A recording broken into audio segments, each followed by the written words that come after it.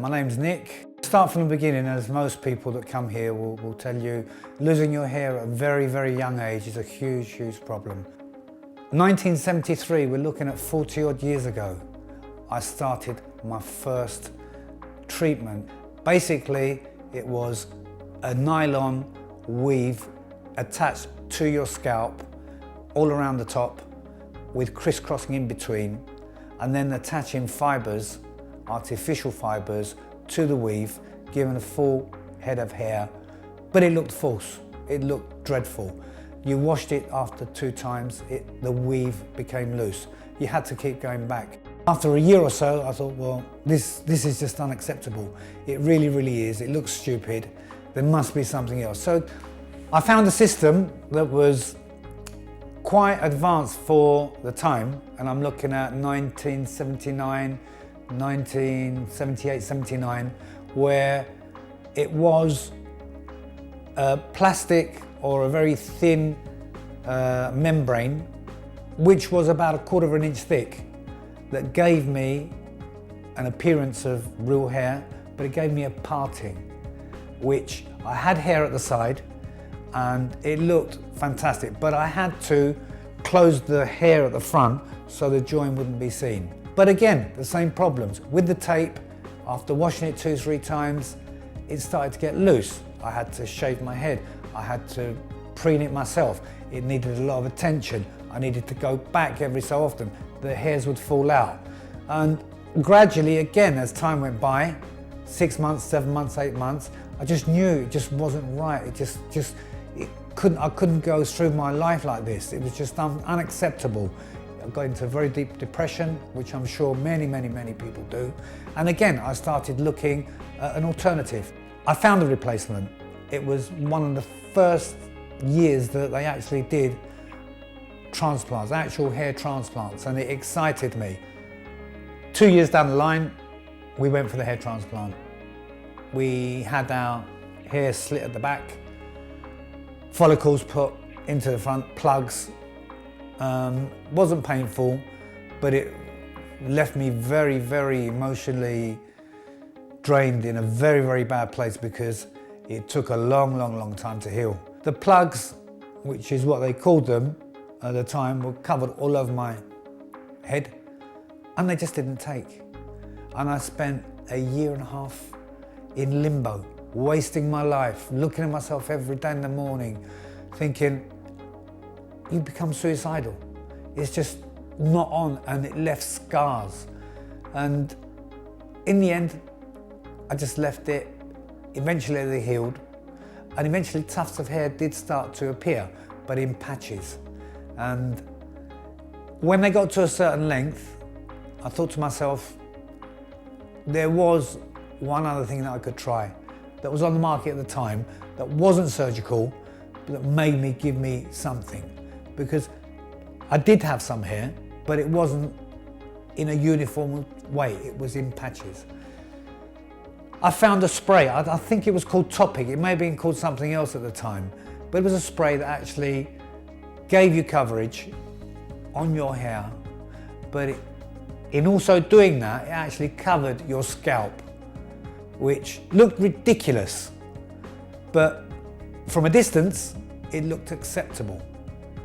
And I used this as best I could, being ridiculed wherever I went, because the patches were there, and the patches were black or dark brown, and you had tufts of hair coming out. On top of it, making my house full of black every time you sprayed it on. If it rained, it ran. It was a nightmare, you know. All I wanted to do was look normal, and I was looking more abnormal as the years went by. We took out this spray, we started using lotions, potions, pills from doctors for the next 2-3 years, and it did nothing, absolutely nothing.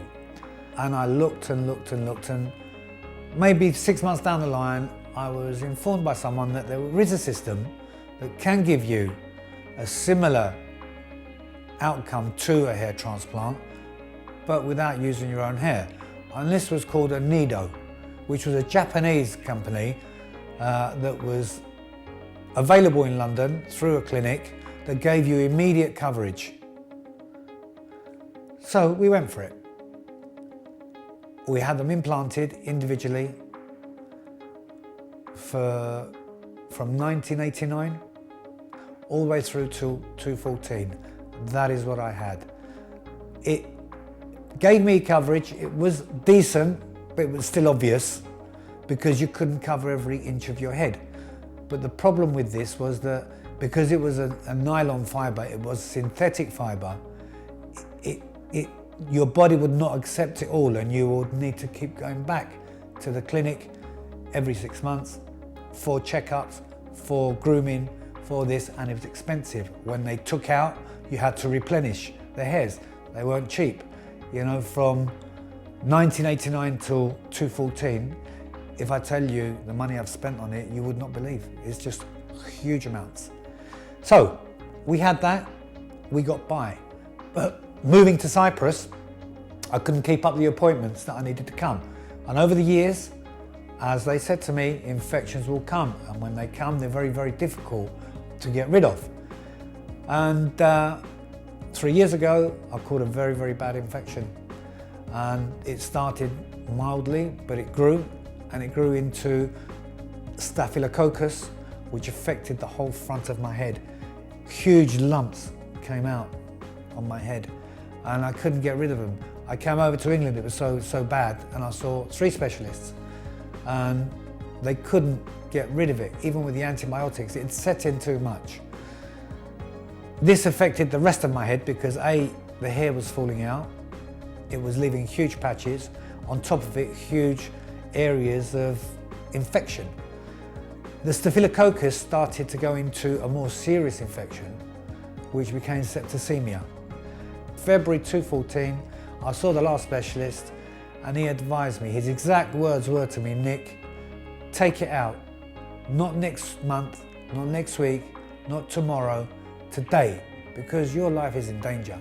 You have got such a terrible infection that it needs to come out. And for someone to tell you that, all the money, all the time that you've spent to take it all out, it's huge. But my life was in danger, and I went and had it taken out.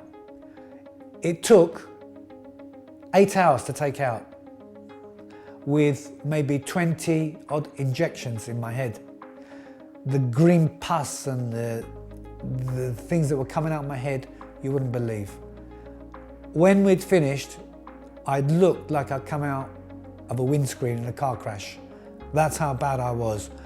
And I was suicidal, once again, because my head was a mess. It started to clear up with antibiotics given to me by my GP. And again, even with this, I still was not content. I still was not happy. I was still looking for solutions. And I went and bought a handmade, ultra-light, thin wig. But it was very, very fine, and you couldn't see no join. And I had it, I paid £1,200, and I had it fitted about 3 weeks ago. And I put it on, and I went home, and I looked at myself in the mirror, and I said to myself, you must be the biggest idiot in the world. You look ridiculous. Take it off. I went, but I couldn't wait to get through Sunday. Monday morning, I went back to the place, and I told them, take it off. They said, you only just bought it. I said, I don't care, it's not me. I took it off. I went home, I shaved my head, and I was in tears. And you know, a lot of people most probably understand where I'm coming from. My head, from the years and years that I've had done to it, with implants, with pinpricks, with artificial hair, it left my head scarred. And I just thought, is there something else? And this is my last chance saloon. I found this, I think it's a miracle that I found something like this. All I'm hoping to achieve is a reasonable look. Something that is acceptable, somewhere where I go on a train, or I go to a party, or I meet people, or I go on holiday, I'm not stared at. I'm not looked on as a monster. I know it's not going to be perfect because I'm a lot older than most people that will do it, firstly. Secondly, my head is scarred. I have been told that I'm not going to get it perfect, but it's going to be 100 times better than what it looks now. And that's all I want. That's what I just want to look normal, decent, and not be stared at like a freak in a circus. And I just hope, I pray, I'm excited and afraid that this must be my last chance, and it must be the right chance. And from what I've seen, I believe this is the best thing for me. And I'm buzzing with anticipation that I can finally, after 43 years of trying to get just a decent look, I'm going to get it now, and I'm really, really happy.